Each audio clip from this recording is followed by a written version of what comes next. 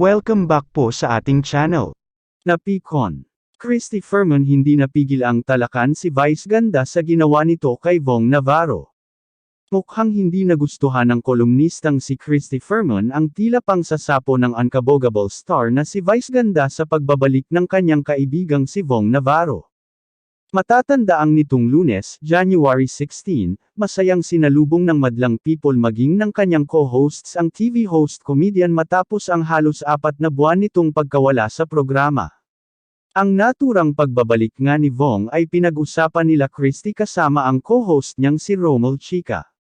Sa isang episode ng Christy Ferminit, ay dismayado ito dahil sa tila pag-agaw ni Vice ng spotlight sa kaibigan. Aniya, marami raw mga komento na parang nasapawan ng komedyante si Vong. Ang dami-daming komento, nakikita naman natin sa social media, mga text messages, mga tawag na nagsasabing parang ayaw ibigay ni Vice Ganda ang moment kay Vong Navarro. Lalo na yung sinabihan niya si OG Alcacid na, maigsi lang ayong mga sasabihin, saad ni Christy.